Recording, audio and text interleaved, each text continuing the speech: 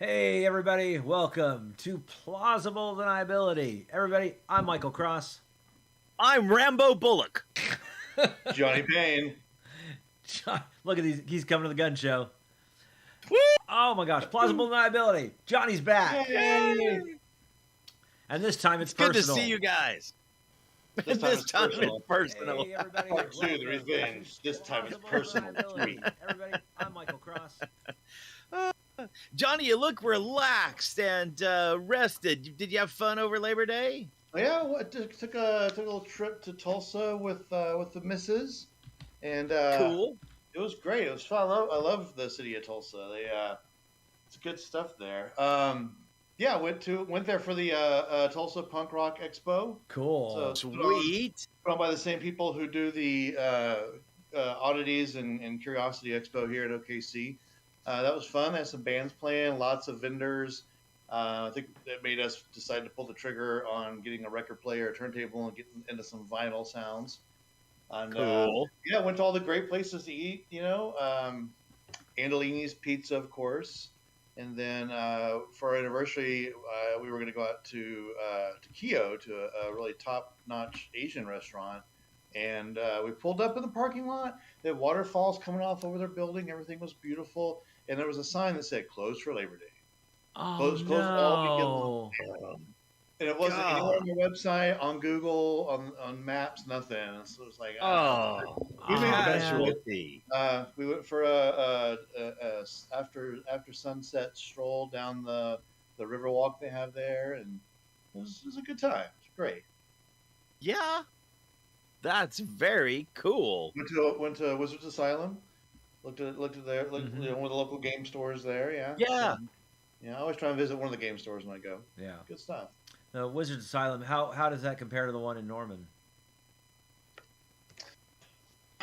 Honestly, it's more like the one in Norman. I feel like is more lived in, if that makes sense. Uh-huh. Oh, Yeah. You know what I mean? Yeah, it's like the one in Tulsa is very sterile. You're almost afraid to touch things. Oh, no. It's weird. Yeah. And the one in Norman is very lived in. Yeah, I like it.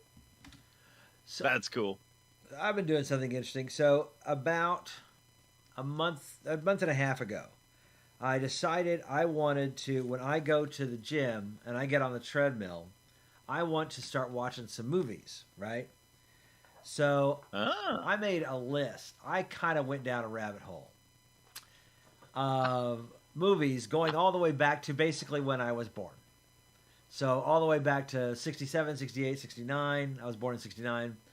And making a list. 500 movies.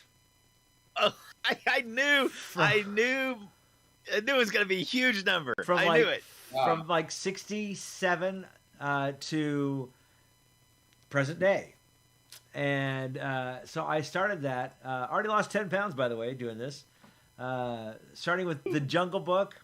I would have done 2001 Space Odyssey, but I just seen that recently, so I counted it amongst the movies but I should watch it on the Willy Wonka the Chocolate Factory, the Disney Robin Hood, Young Frankenstein, Rocky Horror Picture Show. Because I'm going in actual release date order. Oh. I tell you, you want to have some, like, really get some power on the treadmill. Rocky. Yeah. I'd probably give myself a heart attack trying to keep up. All you need is actually That's the awesome. last 15 minutes of Rocky. Oh my gosh, I'd forgotten how good that is. The last 15 minutes, amazing. Yeah. But just recently, Close Encounters of the Third Kind, Wizards, Bakshi's Wizards. I've been meaning to watch Wizards lately. I just Yeah, and it's not as good as I remember it. It's kind of disappointing. It's been so long. I think I get a kick out of it. And then yesterday just finished up Star Wars. I mean, and so now after Star Wars ended, I'm in the Ralph Bakshi's Lord of the Rings from 1978. So yeah, I'm just gonna go through all 500 movies. It's gonna take probably about 3 years. But the list is that's just fantastic. fun. I'm looking for some of these movies I haven't seen since they originally got released. And so, that's just fantastic. It makes it more fun. Yeah. What about you, Brooke? What have you been doing? Oh, I mowed my lawn, so that was good. So I did that too. I was very excited. Is that the headband? Have you been? Yes, it was a dress up day at work. Yeah, that's about the only benefit. I don't tell them, but that's really the reason why I'm a teacher, is just for the spirit days, because you get to do that kind of stuff. So I didn't know if you were rescuing people from a militia in Cambodia or something. Yes. Yeah. I could tell you about the mission, but then we'd have to find out what we're going to do. Hey, the only way to win a war is to become a war. Michael Cross was looking away at something else whenever I started the microphone chopper sound or whatever, and I saw his head just slowly go, "What the heck is that?" He started looking at his board. He was like, "Where is that noise coming from?" Get to the chopper. Then he realized Brooke was being a moron again. Brooke's being an idiot. Hey, we're recording this Sunday. Red Dirt D&D. Yes, we surprisingly, we had to acquiesce to our patron, and not all the people out there, but the patron. Yeah, KOSU is having its membership drive, and I did not realize it when I scheduled our recording date. Like, we can't record when we're doing the membership drive. I think it'd be great in the background. We could just, it'd be party background noise for a certain thing that's going on, Phones ringing. Yeah. So how that would go? No. I was just gonna say that would really add some. Man, I'll just say some Tim Curry running around the house vibes and leave it at that, because there's some of the episodes that haven't gone live yet. So yes, but so we had to rearrange and we had to throw a couple of darts at the board and tilt the board a little sideways. But we found a spot. It's this Sunday. Yeah, that we're going to all get together again. Yes. In fact, a lot of our patrons at which level is it that they give us the dice rolls, Johnny? Oh my gosh, yeah, I think that is maybe bronze dragons and up. Yeah, get a chance to go to hero points and inspiration on the Discord server. And so we've been getting a lot of dice rolls, so we got to keep track of those. Because I think the only one I've got so far is a 14 on something. I have to go back and I'll make sure to check before Sunday. I promise y'all. Yeah. So I went to a Barnes & Noble today, and I'm wearing my D&D t-shirt. And awesome woman there goes, "I love your shirt." And I'm like, "Oh, do you play?" And of course, I love asking people if they play D&D. And yeah. She said, "Yeah, my boyfriend and I play." And I was like, "Oh, do you podcast? Do you listen to podcasts?" And she goes, "Yeah, I listen to Critical Role." I'm like, "Oh, well." Have we got a show for you? I said, she goes, "Oh, are you going to pitch me another podcast?" I'm like, I'm going to pitch you mine. Okay. My podcast, Red Dirt D&D, just hit 100,000 downloads. Woo! We've also got stuff on YouTube. We got Mysteries Viatrix. We got the Red Dirt Outlaws doing Keys from the Golden Vault. We got all this stuff for you.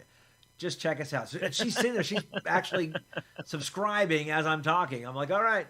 So, hey, if anybody, all of you out there listening, if you're out there, do that. If you know anyone who just starts talking D&D, say, hey, have you heard about Red Dirt D&D? More than likely, if they're into D&D, they're listening to some podcast. But they might not know about us. So it's a great way to turn on to it. It's absolutely fantastic. Absolutely fantastic. So, all right. We ready to do trivia? We are ready to do. I'm about to hit enter in our private channel in Discord for this great idea that we have brewing. Yeah. I'm gonna start teasing it now. Yeah. Woohoo! I was gonna say next year is the 50th anniversary of Dungeons and Dragons, and Red Dirt is preparing. Let's get one little teaser. Yeah. There you go. I mean, it's hot this summer. I don't know if that's going to be in 2024, but next year we can have a retrospective on how hot it was this year. Yeah. So I don't know. The temperature must have increased by like 3.5. At least 4. Look, what are Red Dirt fans called?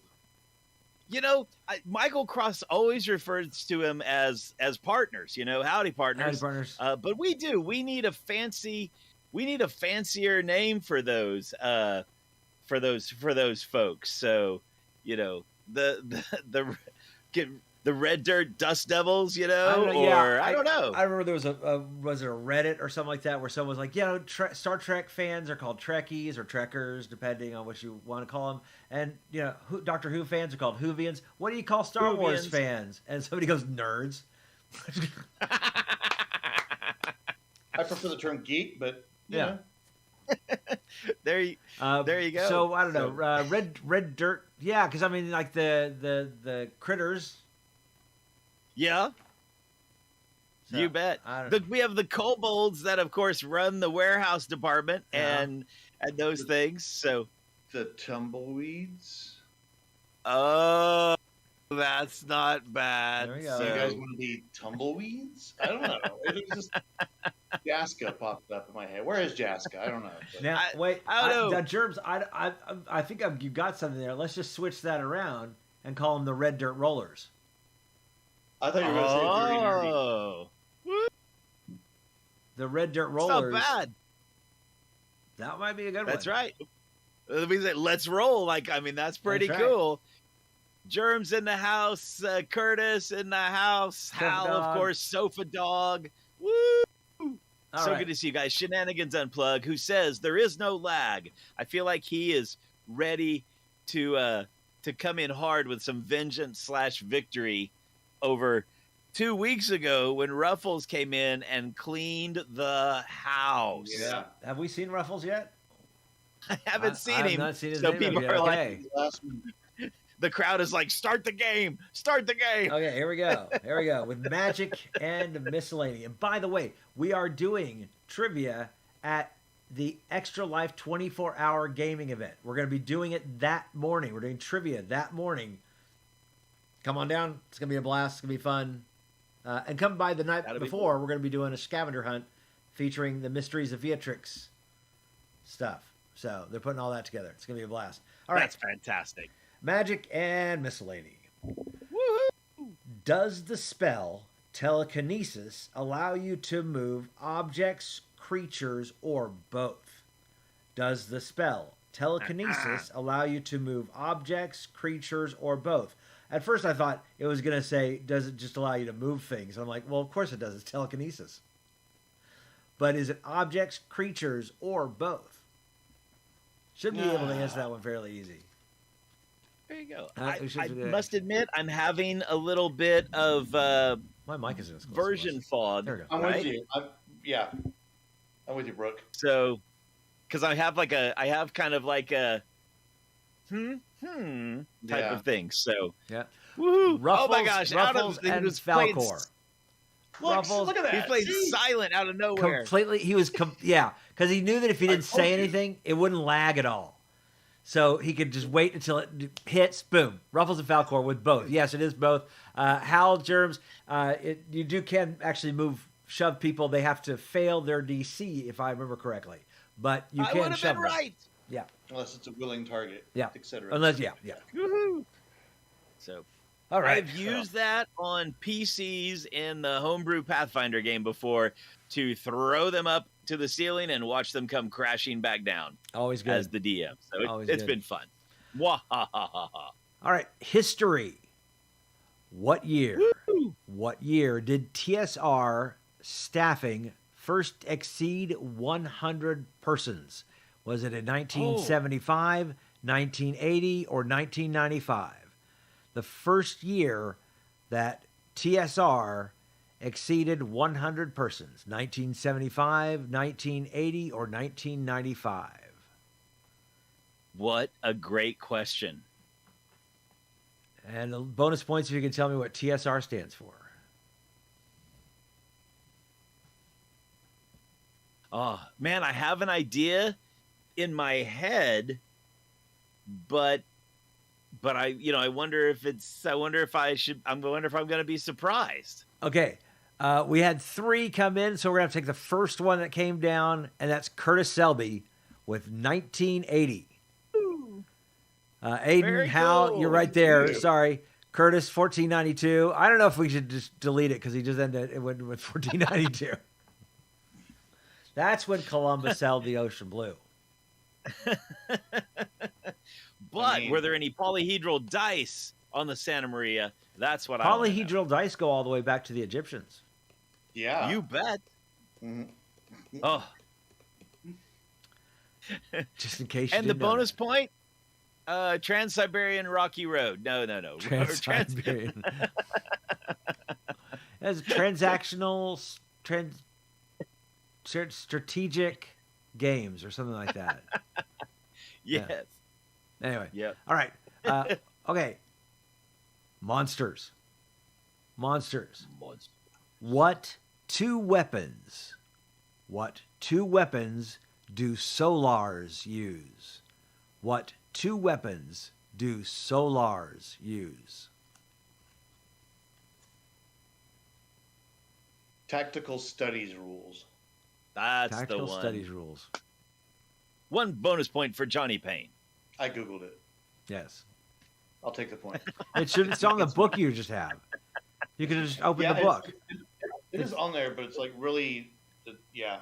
Like, Well, no, it's on the inside cover. It actually has it at the very bottom on the the masthead. Can't read. Johnny doesn't read. He just looks at the pictures. Lake Geneva. Oh, birthplace of Gen Con, Lake Geneva, Wisconsin. Lake Geneva. Let's see. We got some answers coming in. Yeah. An interesting answer from Germs. It's weird enough. I might choose it. Longsword and bow and arrow, longsword and javelin. The great Halberd sword and and righteous longsword. indignation. I thought I saw a correct answer at some point. Flaming longsword. There it is. It's Shenanigans Unplugged. I'm guessing the how and arrow is supposed to be bow and arrow. There we go. So technically, yes, it is. Well, no, it's not. No, I won't say that's correct because it's actually not correct. But Oh no. right now, we actually haven't gotten. We've gotten really close on a lot of these.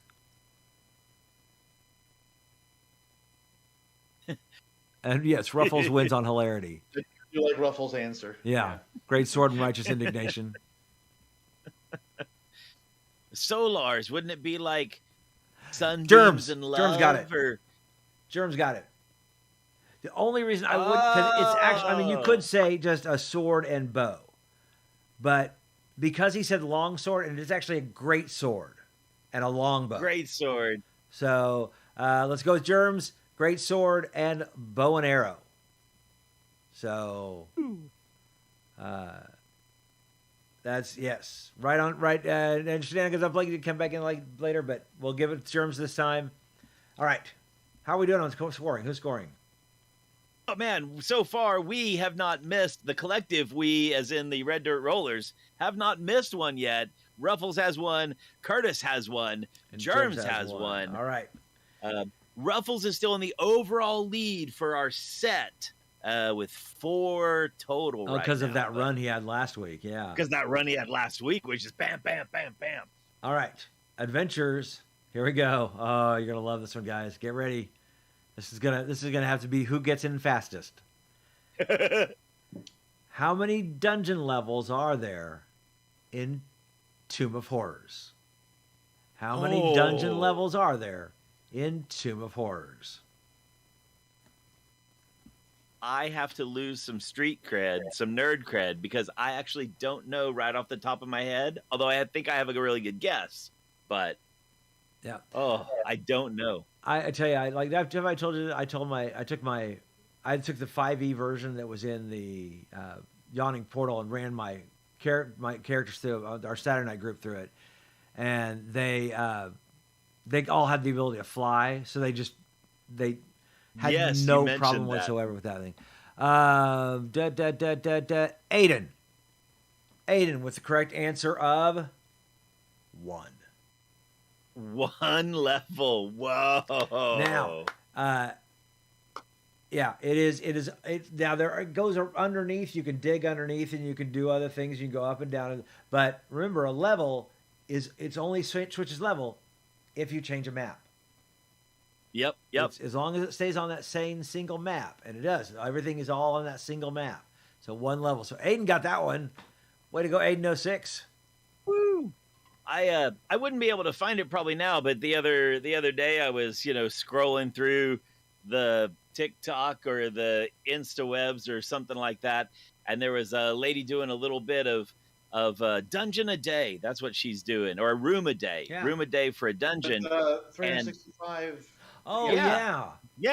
Yeah. There was a lady that on Twitter probably that she was doing that, and she had circled back around and was doing a different color ink for the one that was going to be underneath the first one. And I was like, very smart, very smart. Yeah. So and like Shenanigans Unplugged is talking about how the vault is lower, and that is true. Like I said, the vault is lower, and you can go up and down some steps. There's one area where you face a fake demi lich, and that's further down in levels. But it's not considered a different level. It's the same level, because an actual level would be a different map. So. That's how we define dungeon levels in Dungeons and Dragons. You bet. We also versus just define character everything levels as or spell levels. spell levels, yes. Or Yeah. I know. It's all confusing. Okay. For characters, which Kalimport assassin? Here we go. We are in Faerun. In Faerun, which Kalimport assassin with the same first name as a Greek goddess has often crossed blades with his nemesis Drist Do'Urden? Which Kalimport assassin with the same first name as a Greek goddess has often crossed blades with his nemesis Drist Do'Urden? And he's actually become a main character now. He's actually a protagonist in the current books. He and Caddy Bree are running around doing stuff while Drist is at home with the baby. Yeah. And she's not a baby. They're actually at a monastery, and she's training right now. So, but yeah, Caddy and Drist got busy and had a baby, and she's getting trained up. This is Caddy Bree Part 2. Yeah. Oh yes. Yeah. Spoilers. Shenanigans. Wow, right off the bat. Yeah, that was an easy one. Yeah. Artemis, anyone got his last name? We're giving it Shenanigans Unplugged, but anyone can remember his last name? I know. Actually, no, Germs has it first. I'm sorry. Wait, Germs May. Oh my goodness. Germs. There you go. Germs had it first, actually. I didn't realize that. I was looking at this and I'm like, no. You and Michael, really, both of you guys and Germs should, find a corner in a booth or something sometime and talk about Salvatore and that whole series, because you three are the folks I know that love it the best. I've read every one of Drist novels, and I love them. I think that they're just amazing. It's and of course most of that's through audiobooks, and the guy who read for the majority of the books is just so good. So Germ's got that one. He's like, before you finish the question. Yeah. So here we go. I think Germ's got 2 so far. So here we go. Final one. Cosmology. Oh, still in Faerun. What city of Faerun, formerly the capital of Sembia, was destroyed by a planar rift opened by a follower of Shar? What city of Faerun, formerly the capital of Sembia, was destroyed by a planar rift opened by a follower of Shar. Atlantis. Frank City. Frank Hill City. Jar. Shar. Philadelphia. Philadelphia. That was a different experiment, but yes. Silvery Moon's still around, Ruffles. That's where who is it? There was the silvery lady. She had a thing with Drist for a while. Can't remember her name. Yazdagada. Germs will have to help us out. Yazdagaga. Yazdagaga. That's a good one. Got it.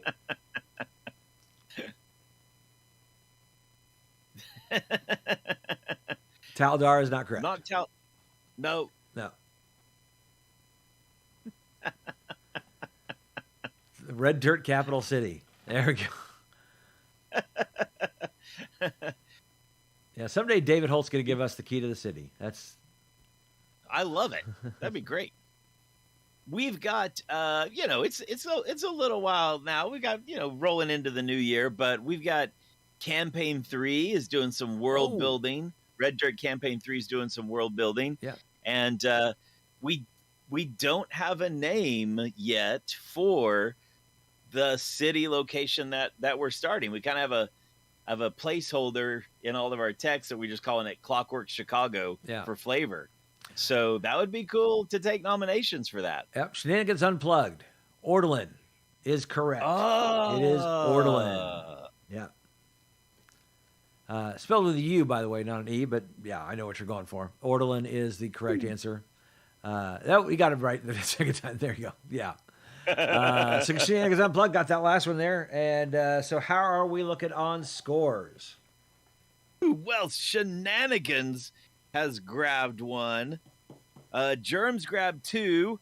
Aiden and Curtis and Ruffles all grabbed 1, which means Ruffles in our big leaderboard. Ruffles has 4.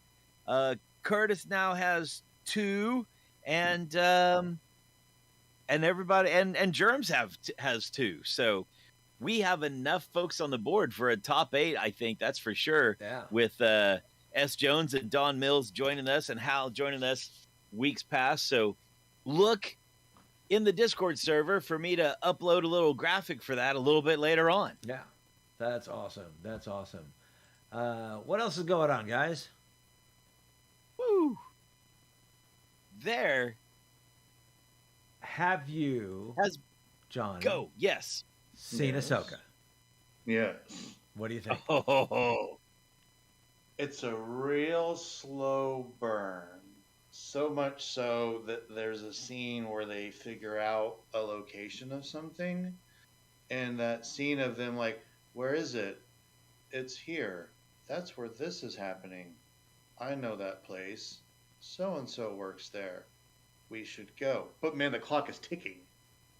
And even some like YouTubers that review it and stuff and podcasters play that clip and they're like, listen to how long this takes. And there's just they speak so slow, and then there's a huge amount of time in between the dialogue. And it's not because they're going through files spread across a table or they're punching up buttons or something. It's just like, it's interesting. It's almost like we got to make this episode 42 minutes. Can you guys like really stretch this? So it's interesting stuff like that. Like the pacing is really interesting. I'm really starting to not like the Disney Star Wars thing where, and I've tried to resist not liking this, and now it's happened with Ahsoka. Spoiler alert: in Disney Star Wars, you can get run through with a lightsaber, and it's just a flesh wound. You're fine. You're absolutely fine. Back in the day, when I was walking to school uphill both ways, and you got stabbed with a lightsaber, it boiled your blood and melted your organs. And like, if you got stabbed in the torso, like your arm would heat up. I mean, it's look what Qui-Gon did to that door with it, And now it's just like pop, and you're fine in less than 24 hours. I was quite surprised that Yeah, that it's that especially if that you're Reva she survived from the that. Obi-Wan series. You can get stabbed as a small child and survive, and then get stabbed again as an adult and still be fine. It's you know, yeah, it's ridiculous. Yeah, So it's great. what about the idea that it just instantly cauterizes everything around it where it punches through? It's intense heat that made steel just bubble and drip and pour out of the doorway. So yeah, it's going to cauterize the Although wound, but your body's just going to like burst into flames. although the That's also Jedi can true. actually control how much, because they're not, it's not the same heat when they're trying to go through a door. Yeah, but it's pretty hot. Because otherwise, I mean, Luke's hand wouldn't have just been chopped off. Yeah, That kind of heat. yeah. So Yeah, Yeah. it's a setting. I'm super looking forward to seeing. well, there is a dial on it. No, you're right. I'm super looking forward to seeing Ezra and Thrawn though. That's the whole buy-in for me for the series. I am kind of curious slow because it doesn't seem. I mean, I know they've. So, have you seen the latest episode, the one that just dropped this week? No, I have not seen Tuesdays, not yet. I've not seen this one. We just watched it tonight, Spoiler. and no, it's not about a spoiler. It's just it just seems, it seems like they're really kind of taking their time on this, which I don't necessarily mind. I mean, I sometimes watch these 6 to 8 episode seasons where they're in such a hurry to tell the story that you're like, whoa, whoa, slow down. So I don't necessarily mind it when shows kind of take their time, because I feel like, okay, they're not in this to tell me everything in 6 episodes. They're in it for several seasons, if that makes sense. But I do know that Thrawn shows up, so I don't know if they're they're about to have a massive fast forward. Because of what just happened. I don't know. It's interesting, and I will say I had heard people talk about it being slow. It was a couple episodes before I caught up, right? So I'd heard about it being slow, and so I was, waiting for that, and I thought they meant maybe it was, I don't know, that it didn't connect well, that it was slow connecting, and my thought was those folks who think it's slow haven't watched Rebels. Otherwise, they understand the emotional weight of a bunch of those conversations. Yeah. As Johnny was talking about, like, actual pacing, I have noticed that too. Yeah. So it's good. Don't get me wrong. Some of the pacing is like you guys have 10 episodes to do this. We're at we have 7 episodes to get this done. I know there's a lot of stuff where they don't want to make it so that you had to watch 8 years of Clone Wars and 5 years of Rebels and 6 episodes of The Mandalorian to understand Ahsoka and what's going on in the world of Ahsoka. So there's a lot of exposition, but there's some stuff where like Hera looks out the window and goes, "Is that a hyperdrive engine?" I don't know, General of the Naval of the naval ships that knows ships really well. That's a master pilot. Is that a hyperdrive engine? Yes.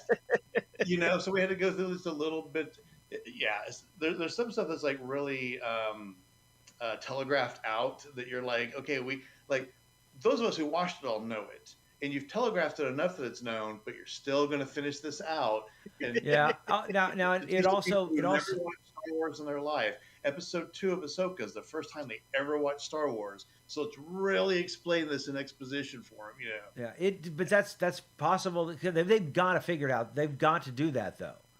I know it sounds boring for those of us who've watched Star Wars since it first came out. Yeah, but we aren't the only people on the planet. And we are. Wait, what? And they've got to. And there's people not only that there's people who weren't even born when. There's people who are watching Ahsoka who weren't even born when Mandalorian first came out, and they're watching Ahsoka. So you got to realize there's always new people coming in and watching. Yep. The timeline, right, Michael? They could be 3. I don't know, maybe the Dice Fairy watches. Well, it's possible. Mandalorian came out in what, 2019, 2018, 2017? Wow, wasn't Did it come out before COVID? Did it really? I think to so. the internet? I'm Check. almost If only certain. we had- I'm almost certain if only we had Mandalorian was out knowledge at before. our fingertips. Some way to find out. Yeah. So if it was 2018, you're talking about a 5-year-old. 2019. Okay, 4-year-old. There you go. Yeah. And that was when my son started watching Star Wars. My son, of course, this was back when you just had the 6 movies. That was it. You had 6 movies. Okay. And I would One say, second. This thing just happened. I just Googled. What? I Googled Disney Plus Mandalorian. Okay. And it pops up like it does with a TV show. Yeah. And it shows the actors in a little bar window. And it has all the links. And over to the right, it's got like click here to watch it.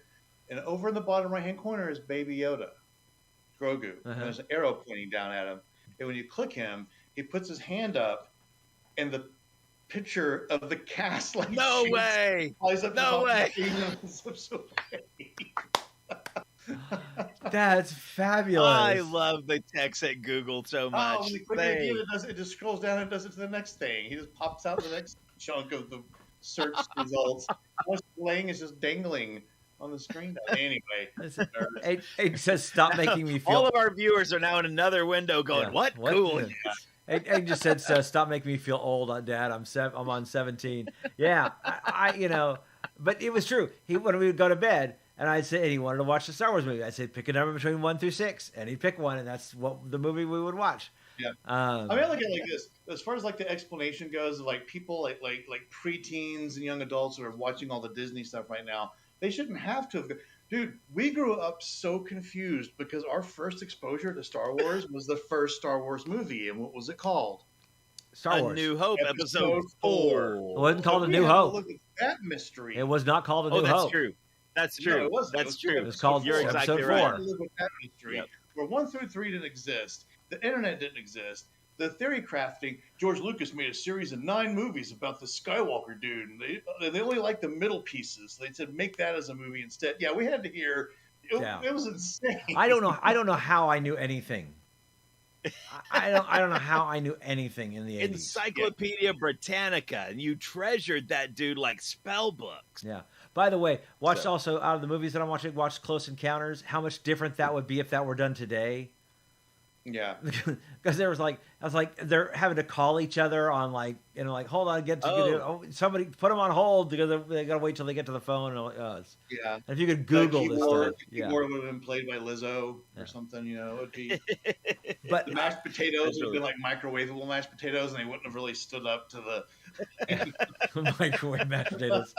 So I'm enjoying Ahsoka. I think it's going to pick up once they get Thrawn in. I think what they've been doing is all this exposition, and I'm not too upset at having slow exposition.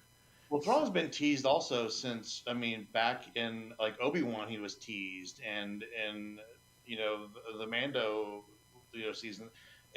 He's been teased for sure. And so for those who didn't read the books, or for those who didn't watch Clone Wars and Rebels, so so that's why it's like the anticipation, and they're picking up where they left off, and it's going to be about Thrawn coming in, and it's going to be about Ezra, and does Ezra save the day, and kind of stuff. It's interesting. I'm looking forward to seeing where it goes and what happens. There's a big theory out there on the internet that this is that Disney has kind of secretly been wanting to sweep the sequels under the rug a little bit, forget they're there, and this is kind of like a roadmap to do that. Well, they already had that with Ahsoka in Rebels. As soon as Ezra reached into that portal and pulled Ahsoka out of being killed by Darth Vader, he totally changed the timeline. Yeah.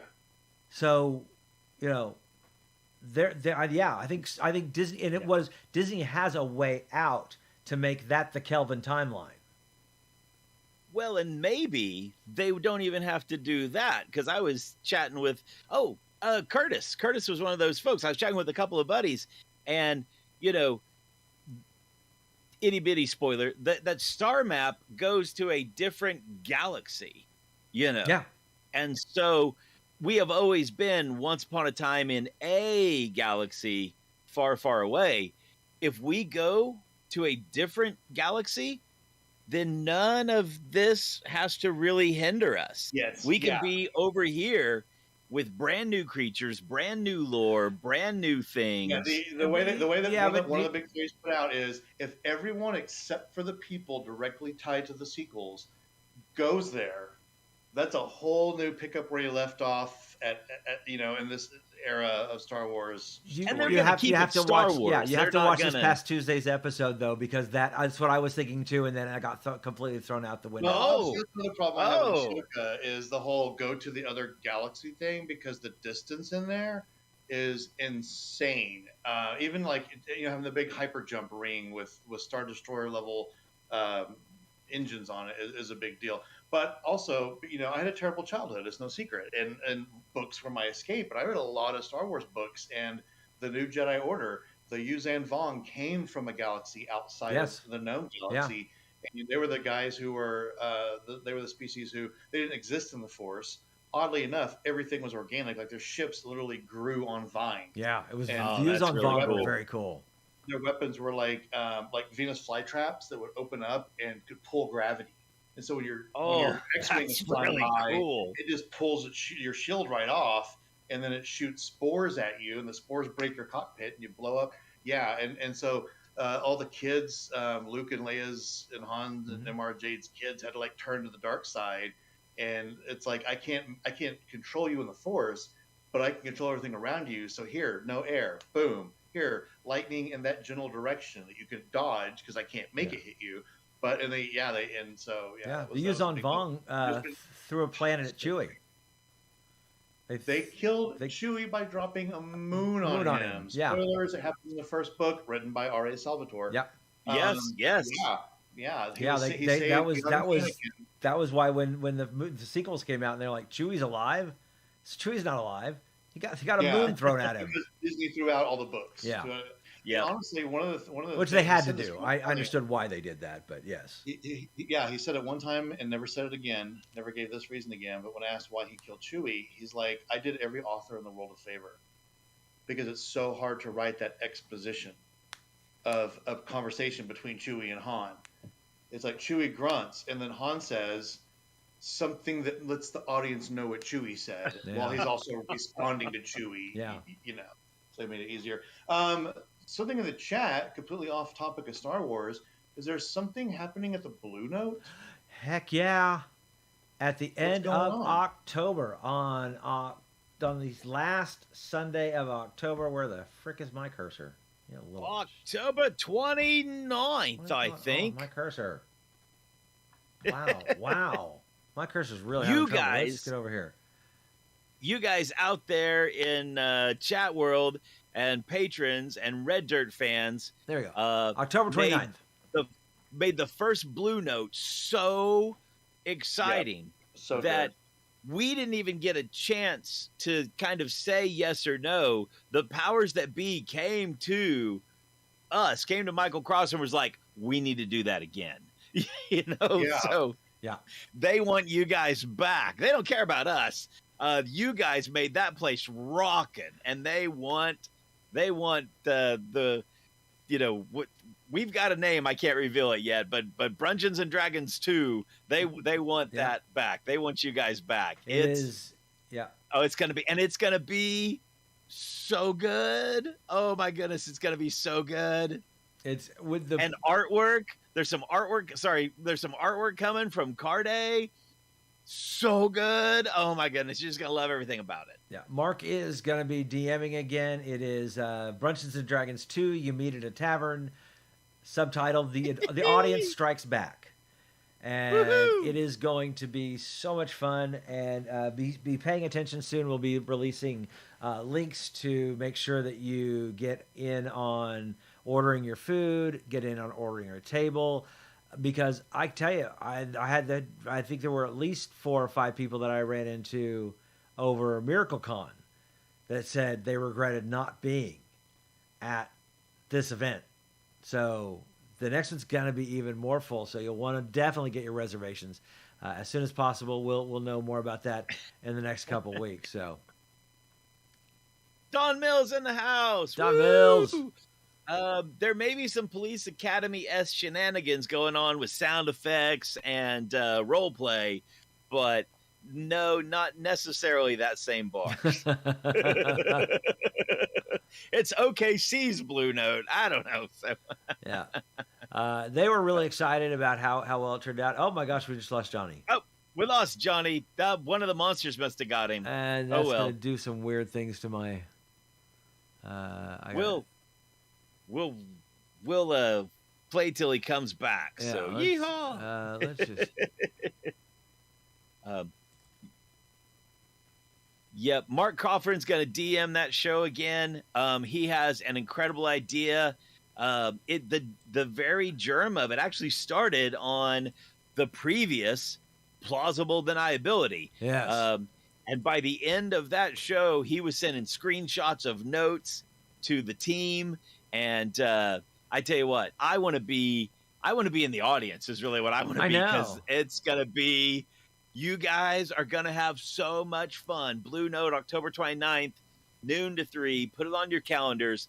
Buy your ticket early if you want to have easy access for food, because they will run out. Yeah. They do not know. I mean, they know a little bit because they learned last time, but I think we will surprise them again with the number of people that show up because of you guys. It's going to be awesome. And and the great thing is, not only does it show Blue Note really what our fans are like, but it surprised the people at KOSU of what our fans are like. And so it's been all the talk, and it's going to be fantastic. So we're really looking forward to it. And I think it's going to be a lot of fun. The plan that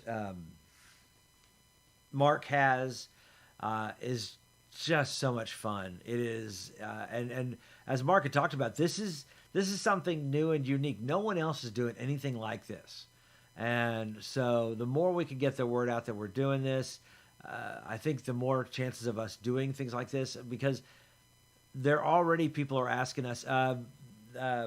Token Con is talking about maybe us doing something like this again, doing the trivia especially. Yeah. So, yeah, it's a big deal. We're doing something that no one else is doing, and I think that's no one in this area of the country, no one's doing a live show, especially the way we are doing a live show with so much audience interaction. It's just brilliant. Yeah. So yeah, and it's I don't know if I know there's you can see a live D&D, but usually that's going and seeing a podcast where they play their own characters, and that's all you get is them just playing their characters. But this is something totally different that I'm hoping that we can take on the road, because it's just that's amazing. So let's see, I don't know if we're getting Johnny back or not. Yeah, I was checking some notes real quick here on the side to see if he had like a little, oopsie emergency message or not, but we'll just have to see. So yeah, but we got our video fixed out. By the way, I'm reading. I haven't read the story yet, but I'm getting word that in one of the adventures, the one that's coming up, and I think it might be Planescape, there's an actual autistic character. Yeah. That D&D I just saw a blurb about that. It's the artwork made me think fighter, maybe. But yeah, and that's nice to see. I mean, because not all of us, but it's not uncommon for there to be, someone with a little neurodivergency at your table, at every table. And if you don't think there is, it's probably you, and that's okay. So I've actually sat down, especially at Edmund Unplugged, when we were playing Adventurers League. Oh, there we go. When we were playing Adventurers League, that I'm back. Yay. You're back. Where's your video? I mean, yeah, internet just like popped on it. The whole electricity, everything just like went dark for Wow. Oh, it's, there we yeah, go. it was. I was scared. Well, we fixed it. So we were Yeah. talking about. I don't know if you'd seen this before, but apparently in one of the adventures coming up, and I think, like I said, I think it's Planescape, that they have Wizards of the Coast has written in an actual autistic character, someone on that. Yeah. the spectrum. And like I said, we were sort of talking about how many times you'll be sitting at a table and there's somebody, and I know I've sat, especially in Adventurers League, because you kind of get randomly thrown in all together. At least 2 or 3 times I've sat down with people who are on the spectrum, and it's Yeah. we do know that Yeah. D&D is helping people who are on the spectrum become more socially or less socially awkward, and to be able to work in groups and work together, which can be very hard for especially younger people who are on the spectrum. Oh yeah. So For sure. Uh, Yeah, I've seen it help I- with a lot of things. Help with anxiety, social anxiety, overcoming various obstacles and stuff. And it's a good tool for sure. Yeah. I mean, I've sat at the table with, oh my goodness. I mean, I don't know. I knock on wood all the time. I've sat at a table, yes, with various points on the spectrum. I've sat at a table with someone paralyzed from the chest down in a full blown like giant wheelchair. I've sat at the table with someone with no arms, someone with no legs, a blind person, a deaf person. I did. I played with a girl who was completely and utterly blind, and she had a friend there who was helping her roll the Yeah. dice, run, and was amazing. Was amazing. Yeah, yeah, and it was, and the fun part is the ones like the guy who was blind. He was like, this is the second time I've played it, and the first time was really awkward because people didn't want to tell me to do a perception check or say, oh, with a roll of 18, you see a fox walk by in the distance. It's like, I'm not me. My character's not blind. My Right. character's healthy and has sight, or whatever. That's right. So yeah, and I was like, thanks for the disclaimer, because I was kind of looking around sweating like, I know. yeah. well, we use But the no, word yeah, see, I'm just so amazed. yeah. I mean, I stub my toe and don't want to leave the house for a day. So, props to everyone that gets out there and beats the odds, Yeah. for sure. Yeah. I did a quick little search. Asteria, described as a princess turned paladin. Okay. And is created by, I think, and I may be wrong about this part because it was just a real quick search, but I think created by designer Mackenzie DeArmas, DeArmas. So by Mackenzie DeArmas, and she herself self-identifies as being on that spectrum. And so it, quote unquote, nice to put a little bit of myself into a canonized character. So That's not only someone who's playing the game could identify, but someone who's creating the game can create something of their identity inside one of these characters, and that's wonderful. I think D&D is. I've loved the diversity in D&D, and I love the idea of who you can sit down. Of course, that's why I love Adventurers League. You sit down, and these are usually a lot of times just total strangers. They're just going to sit down and play D&D with. And you do have to navigate this new social parameter that happens with those people at your table. You do have to figure out, okay, what are their quirks? What are their personality traits? Can we build a party, both around this table, but also in the tavern? Can we build a party that's going to mesh and do well with those things? It's great. One of my favorite stories, I've shared it briefly before, but one of my favorite stories for running a D&D group with kids, like at school, having a D&D club or an RPG club, is how much it brings people together, but then also how much it helps, quote unquote, folks on that range, quote unquote, those kids, right? It's just been It's just the couple experiences have just been great when you see a student who has a hard time socially interacting, but learns how to do that through his character and then starts making friends in the hallway or doing better in class, and you have other teachers or whomever come to you and be like, so what is it that's going on with Bob? Because he's getting better, quote unquote better. And it's like, well, it's like any good therapy session, it literally is role play. We are role playing situations and scenarios. Yeah, and it's an easy role play to do because you're surrounded by other people who are doing it as well.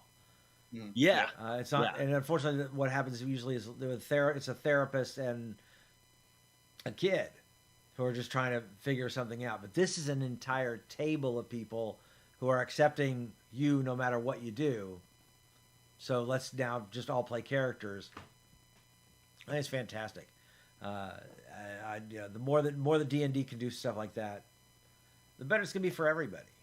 So because these kids are going to be grow up to be writers for D&D and artists, and that's awesome. That's fantastic. Coming close to the end here, we talked about the Blue Note. Woo! Talked about Ahsoka. Yes. I think we should start a new thing where at the end of every episode, Johnny gets 5 minutes on the grognard soapbox. Go for it. I have a Matt Mercer-ism right now. Oh, so good. It's kind of a Matt Mercer. Wait, can you Ahsoka this for me? Can you Disney this for me? Who's Matt Mercer? So, Matt Mercer. Mercer, you said. Yeah, people have already turned off. So we missed an opportunity. I wasn't here last episode. No. But there was a 2-week period where it was a meme that if you were doing any kind of D&D video on YouTube, you put Matt Mercer on your thumbnail. But this question popped up recently on TikTok, and I've seen it on Reels. And it's not just Matt Mercer. Milligan does it.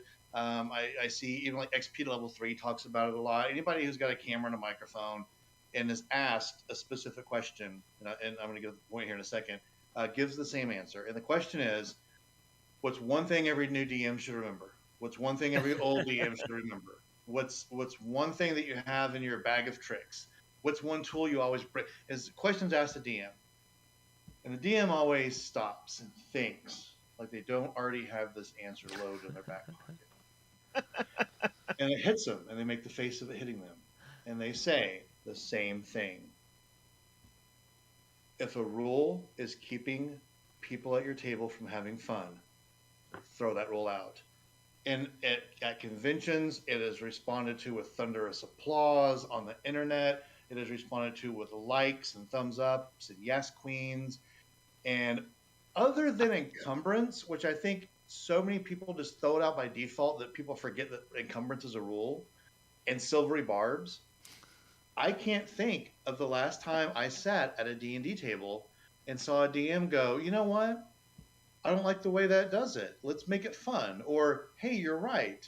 This spell you have is weak. Let's make it funner. Or climbing should work this way.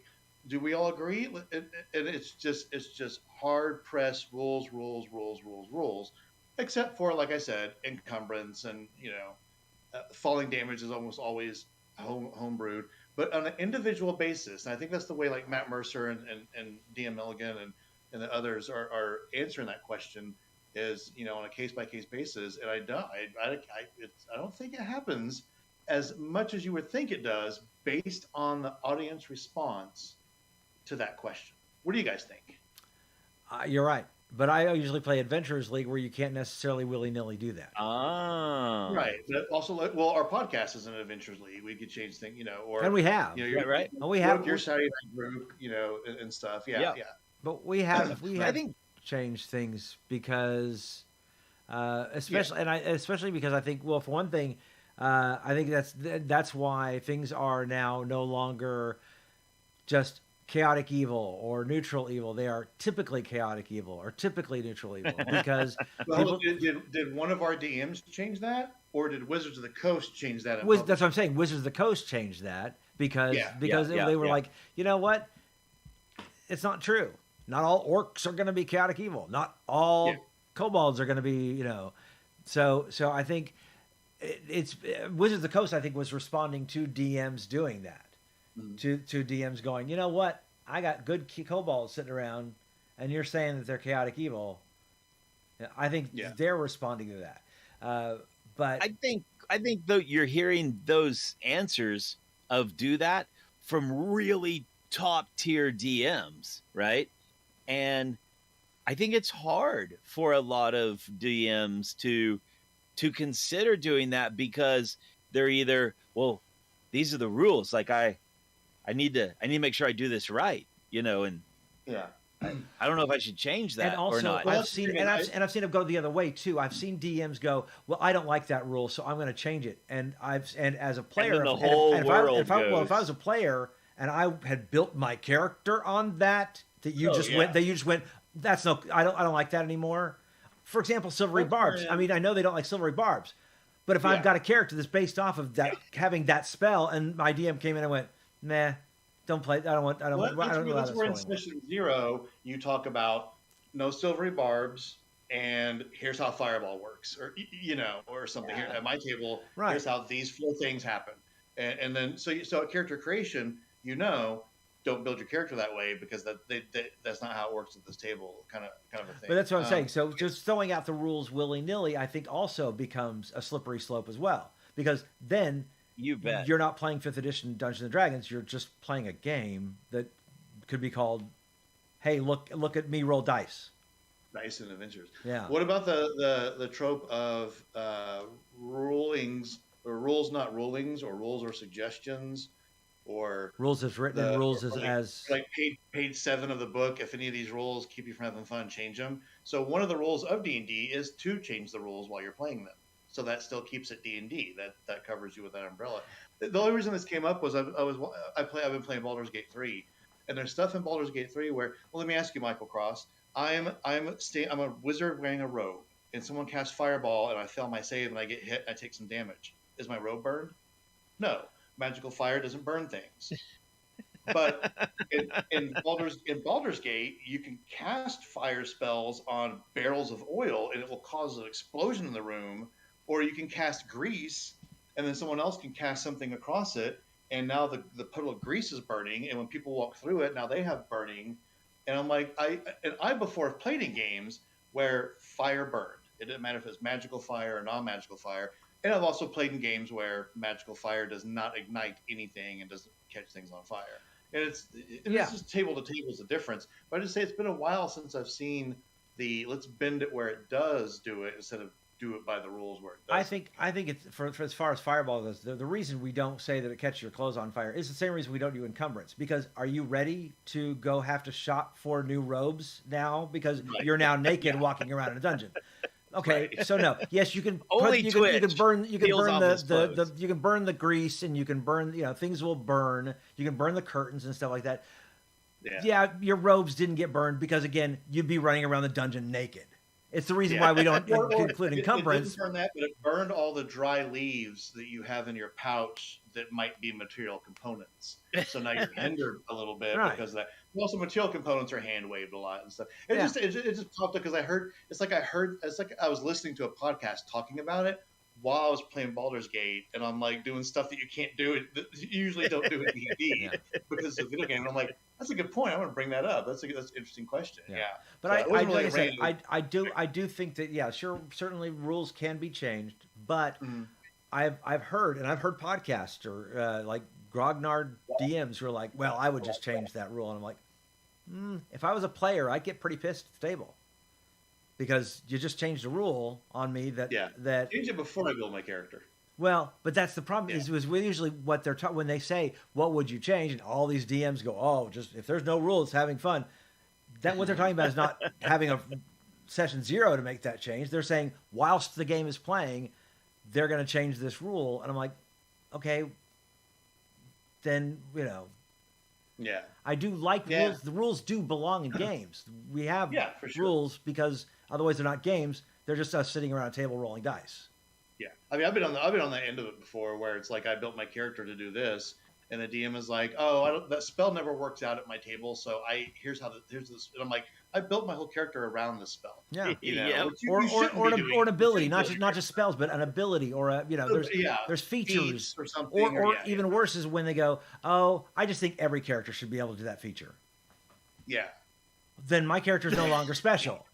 Yeah, that one I've seen that one way too many times. And again, that's the DM's going, "Oh well, I just think it's more fun to have everybody do that." I'm like, I've seen like in Pathfinder 2 where someone made an alchemist character so they'd have access to all this cool alchemy stuff, and then the GM with the fighter mid fight literally walk over, forage for a poisonous plant, pick it up, squeeze its roots on its blade, and now its weapon is does poison damage too. And I'm like.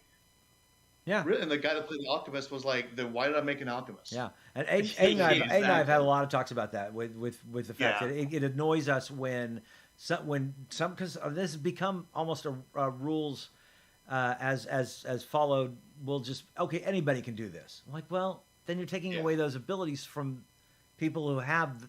There are classes that allow for that, and you can't do that. So, rules are sometimes a hindrance. But rules are also there as an important part of the game. Yeah. And just throwing them out. I want a different answer from all the DMs that say that as an answer. I want a different answer next time. And it was funny because as soon as you said that answer, I'm not that person. Yeah, I want to hear a different answer. Give me another tip. That is my different answer. I do not. I believe the rules are there to have a fun time. Because if everybody's playing by the rules, then everybody has a fun time. If people aren't playing by the rules, then they're not playing the game. Yeah, they're playing by their own rules, and and I've heard podcasts like that too, and it just Kiri too. Kiri and I have been driven up the wall by podcasts where they're like, "Oh, we just do this." What do you mean you just do this? Listening to Glass Cannon when they first started Starfinder was like, "Why? What are y'all doing? That's not how it works." And then they were still learning. That's very true. Still learning. Oh my goodness! I know it's my bad. See, the problem is giving you the grognard soapbox. We got to do at least 10 minutes before that because we're just going to keep talking about this. We'll put it in. We'll put it in. The grognard soapbox. You make up every week. You come up with a grognard soapbox. We'll do it 10 minutes before we go, or you guys come out with a grognard soapbox. You guys, woo! You've been awesome. That's true. Make sure and check out new episodes of Red Dirt D&D, new episodes of Shenanigans Unplugged, Red Dirt Outlaws, all here at YouTube. We love you all. I'm Michael Cross. I'm Brooke Bullock. Johnny Payne. Woohoo! See you guys. Love you all. Bye.